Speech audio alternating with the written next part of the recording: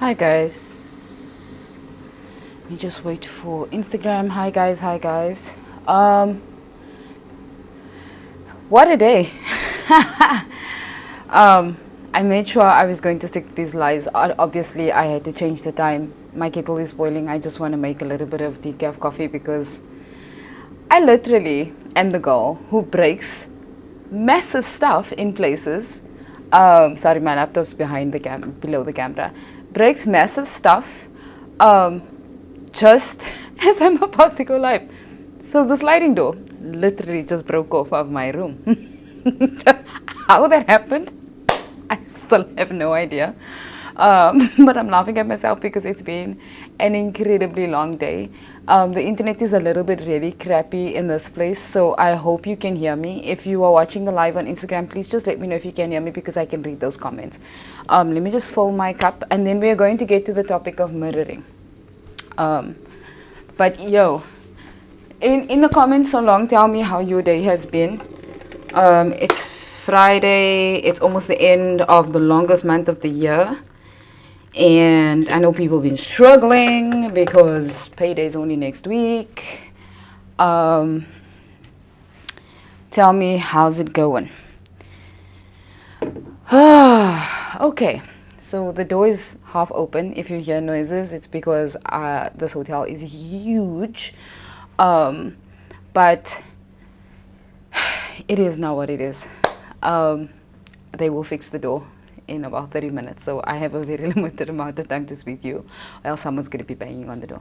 But tonight I wanted to talk about mirroring, and it's very interesting. You know how our lives are when we are focused on particular topics and things that we do in our lives, that things happen just before the conversations that we have, or someone will co-sign something that you heard that spoke directly to your life. This happens to me often. So I go to a church that is amazing, and in the morning my pastor will have a sermon, and then I'll watch Michael Todd in the afternoon, and then he will talk about the same thing, and I'm just like, guys, why y'all coming for me all at the same time? So just before I got on this live, I was having a conversation with my best friend about something that I noticed about someone, and it actually really spoke to this topic, and it's creeping me out a little bit because I think I have been caught in a mirroring cycle. So I'm going to explain to you what mirroring means. Mirroring is a term used in psychology. And it's a way that you connect to someone to help them feel safe in conversation, right? It's a very good technique to use. So essentially you mimic the person's behaviors, expressions, their movements, and in some cases even the way that they talk, because it makes you feel like there is resonance with them and allows you to be safe enough with them to continue the conversation.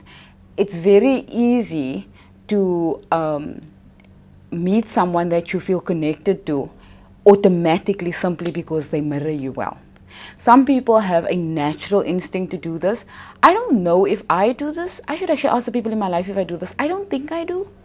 I would like to learn how to do it, because especially in the space that I work in, predominantly like in this space, because I need to create safe spaces for people. I want to learn how to mirror people well so that they feel safe enough where they can share. But I also want to create a safe enough environment where they feel they can share and it's not going to leave the room, because that I have a lot of private conversations with people and they never get discussed in other rooms. I don't discuss particular issues, whose issues it is, and there are people who are self-aware enough to say, look, I don't talk to anybody about this. I'm discussing this with you, and it's my responsibility. Although I don't have my psychology degree yet, please Jesus, I understand, especially studying a full year of psychology, that how important it is to make people feel safe, but also to keep their privacy private, right? So the people who inbox me regularly and who call me and that I sit on long hour phone calls with, they can trust the fact that the information is not going to go anywhere. But I don't know if I mirror them if I do a sit down conversation with them, but I know a few people who do this and who do this well. And they've been able to make me feel safe because they know how to do this. Psychologists and I think counselors are taught how to do this. So essentially, when someone has an emotion or a feeling, or they're expressing something to you, to have that same sort of feedback. So even in the movement of their hands and the movement of their eyes and the tone of their voice. Humans are built for connection, right? We are built to kind of, we are designed to exist in together, right? So when you are mirroring someone, that person automatically, their brain says, okay, this person understands me, so that means they must be trustworthy. But I want to talk about the dangerous side of mirroring that I don't think people talk about enough. And this is where narcissistic and abusive people use mirroring. They have to use it. So one of my videos on YouTube, I spoke about how important it is to recognize that when someone's trying to date you fast, and you feel like, you are so connected to this person, and you get those, those butterflies that says, oh my word, this could be my person. We feel so connected. The reason it's dangerous is because that person is mirroring you incredibly well. Narcissistic people can do the wildest things. I had an amazing conversation with a friend today about Thabo Bester. I need to get his book, because the way that he was able to manipulate people is genius on level 5,000, but so scary because there are so many people like this. But the interesting thing to me is he would have had to learn how to mirror all of these people who trusted him with millions of rands. That's the only way someone will hand you a 1.8 million rand check is if they can feel safe with you, even if you have no evidence to prove you're going to do what you're going to do. Narcissistic people have the ability to be completely crazy, but also psychologically, they know how to make you feel safe enough to trap you. And they use mirroring in all types of ways. So when you initially meet them, they mirror your movements, your thoughts, your ideas. And what I tell people, which that shocks them, and I don't think they see it until they've been in these type of relationships, is that when you get towards the point where you see what's happening in this relationship, you realize you've actually fallen in love with yourself. Narcissistic people don't have a developed personality of their own. So what they tend to do is listen attentively to the cues of who you are, why you think the way you do, the things that you want to do, and then mirror those things back to you. Essentially, who you are is reflected right back to you through that person. They don't have, you'll notice that they don't have innate characteristics that say, that is very unique about you. And it took me a long time to learn that you can get stuck in narcissistic relationships for so long that you don't realize that people can be wildly different than you, and you could still like them because they are wildly different from you. In 2024. In 2022, I met someone who is extremely different from me. And it made my nervous system so uncomfortable because I wasn't used to someone who didn't reflect myself back to me, because I'd been in situations like that for so long.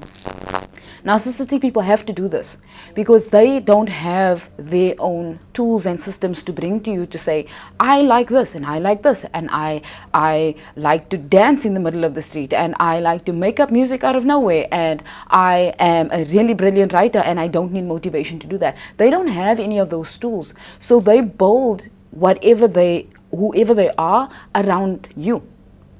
They design a personality to suit you. And you notice this when you see them move from one partner to the next. So when they're with one partner, they are one way. And when they go to a different partner, they become a completely different person. Because they have to mirror the person that they're with, so that the person that they're with feels safe with them and has no idea that they are actually becoming a version of the person they are with. They have to reflect your good character traits, because they don't actually own any character traits. So the layman's way I can explain this is that abusive narcissistic people are like leeches, right? So they suck blood out of you. They literally do drain you. They emotionally drain you. So you find that you're exhausted with them all of the time, because you're actually working double time to maintain this relationship that they are feeding off of. And what they are feeding off of is your character traits, your abilities, your the things that they are unable to do. So I'm going to give you an example about me. For an example, okay, let me put it this way. A scenario, this is the word I was looking for. Hey, my English data bundles is finished, eh? Let's just be honest. So say now, for instance, I'm in a relationship with a guy, right? And we'll call him Steve for argument's sake. If there's a Steve watching this, I'm sorry. I'm not referring to you because I don't know a Steve. But so let's say I'm dating a Steve for argument's sake. And Steve doesn't have any, like, he's narcissistic, and he comes into the relationship, sees all of these amazing character traits, and then decides he's going to murder me. But then I have character traits, or I can do certain things talent-wise that he doesn't have the ability to do. So let's say, for instance, I sing, and he cannot sing to save his life.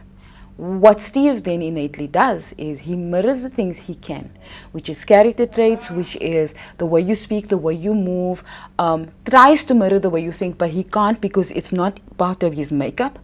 But then he either completely ignores, depending on the type of narcissist he is, and I'll talk a little bit more about grandiose narcissists, neglectful narcissists, the type of narcissists next week, because they are very different, but very much the same, so we need to know the difference.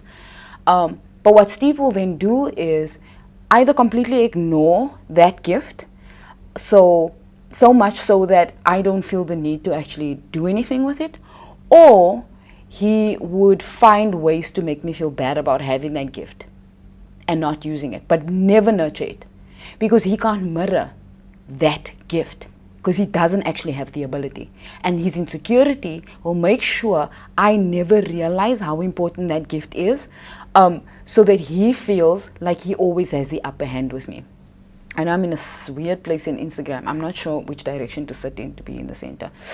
But that mirroring is used in such a interesting way. Now, this is fascinating to me because, guys, like, I'm just obsessed with human behavior and with psychology on level 5000, right? So the Thabo Bester book is going to be next on my list. I will probably read that thing in 24 hours because everything that I heard about it today was just like, oh my gosh, right? And I know it's not that interesting to everybody, but you have to know this, because even in a time where you are healing, okay, I'm going in the wrong direction, am I? Okay. I was fine. Even in a time where you are healing, you can heal so much that you attract safe people. But you need to be able to identify when someone is actually safe and when they are mirroring you that makes you feel safe, right? That is very difficult to recognize, because you still have your old behavior and the old things that you are attracted to. They're still there. They're not completely gone away. You can heal from it, but they don't completely go away. So you need to manage between whether you're still attracting this type of personality, or if this person is actually safe. And I guess that takes time, right? It takes time to recognize that, which is why I say you don't get in a relationship like super fast, because you don't know what you're going to walk yourself into. The reason narcissistic people want to start dating you super fast is because they don't want you to have the time to figure out whether they are safe or not. Because they know that time is going to make you see like, I felt safe and I felt super connected to you, but there are these other little things. And if you're not locked down with them by then, you're gonna figure out that this person doesn't need to be in your circle. That's why they do the speedy thing. I feel like, okay, I'm going to talk about like South Africa and Africa in general. I know that the US talks a lot about narcissism and abuse. I know the UK is getting there. In Africa, we don't want to talk about it. South Africa in particular, we are experiencing these things every day with multiple people. One of the topics I'm going to cover next week is also talking about abuse and narcissism at work. It happens so much. And most people are just like, I don't understand why this person doesn't like me. Well, there's a lot of other things going on. Because narcissistic people don't only abuse their partners. They do this with everyone. Because they don't trust anyone. They don't feel safe in the world. So they need to make sure that they're controlling the entire environment. That means their work environment, that means their home environment, that means if they are in some sports clubs, that if they have friends, they are doing this in all of their circles. And everyone in their circle is so confused, but they're also so good at making sure that the people in their circles don't see it, that they don't even recognize it. They don't have conversations amongst themselves about it. And they're very good at separating people so that they can't put two and two together.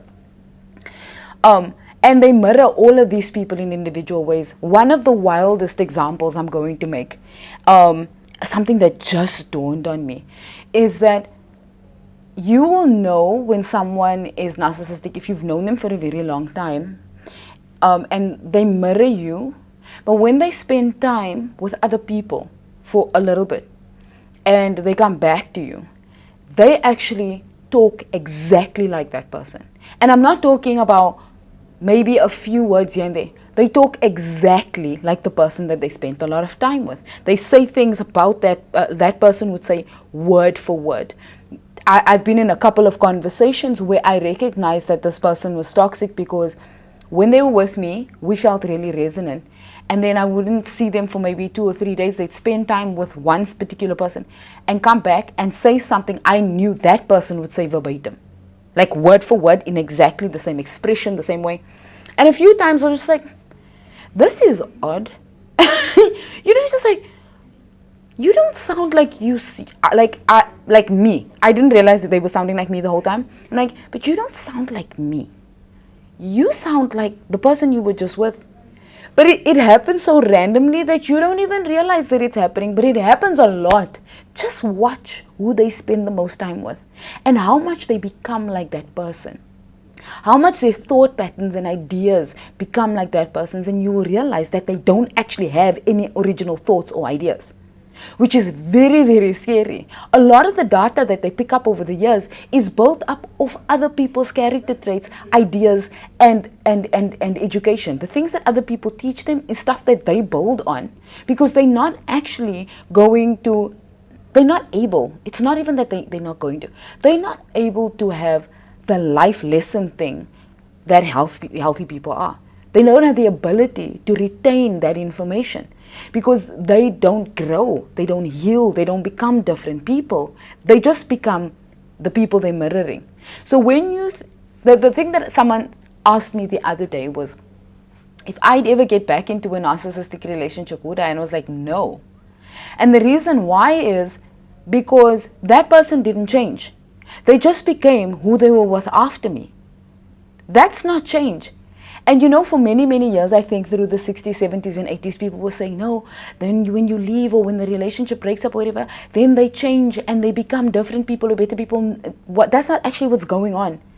If you really, really understood the psychology of these people, they don't become different people. They have to, like a leech, like they have to be feeding off someone else. Right? I'm trying to find the other word. It's not leech, it's I'll remember it.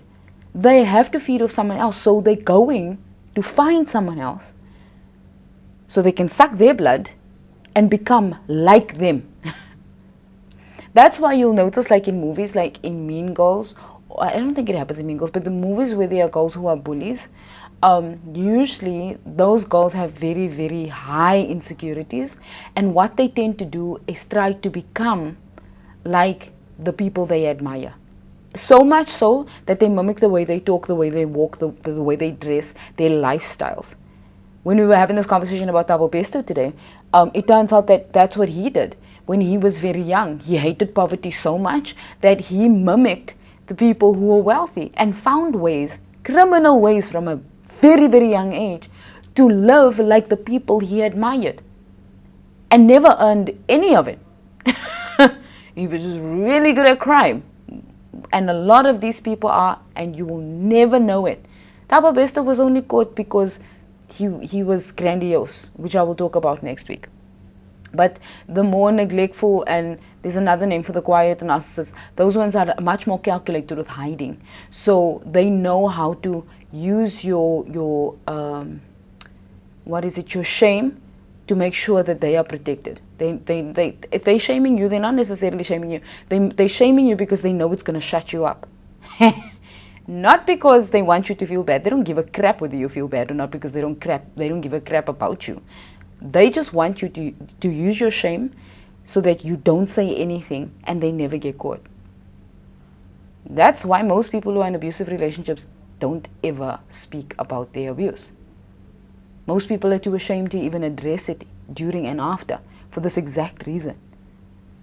The narcissist makes them feel humiliated for allowing them to continue to abuse them for so long, which in essence is the biggest gaslight on the planet, but it works every single time. So I hope that gives a little bit more detail on mirroring. Recognize the people that you meet when you meet them the first time, what your level of connection is with them, right? It will take time to identify safety. You need to give it the time to identify what that safety is. Don't be naive enough to believe that this connection must mean that we are meant to be, because you will find yourself in trouble. Slow and steady needs to always be the pace. It's going to make you see red flags that an abuser or a narcissist doesn't even want you to recognize is there, and they put traps in place for you. Mirroring is one of those traps, because you can't deny.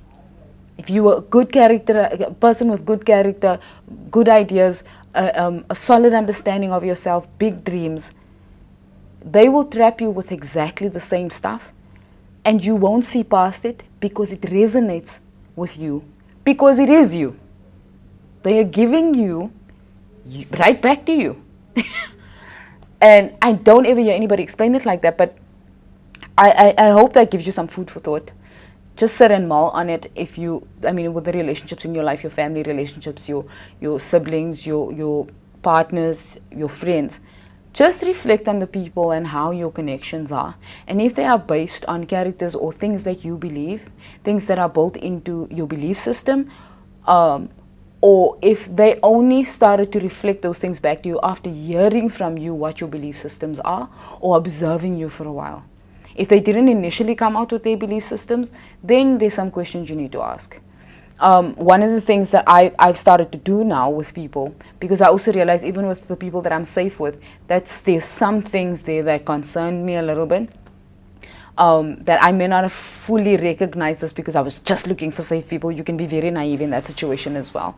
But what I look for is people who throw character traits out first, right? They say, this is what I want, and I want this because I believe this. I'm like, okay, I can resonate to that. It's not the same as mine, but it's within the same area of what I believe, and that is something I can work with. The second they are just saying, oh no, I like it airy-fairy, and then you say, I believe that the world is beautiful and deep and there's these things we can do, and then they come back and say the same thing to you, you need to take a step back, baby, because it's dangerous. Okay, so that's just a short snippet. Like I said, all this information is as much as I can give you in a very short space of time.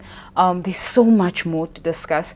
There's something that I want to do in April that may be exciting, that where we can have real deep conversations about this, but I'm still logistically sorting that out, so I'll let you guys know when that does happen. So I'm going to go back to have the maintenance guy fix my door, okay, because I ain't sleeping with open door. There are way too many people here. Okay, but thank you for tuning in all the way from a different province. I love you guys so much. Good night.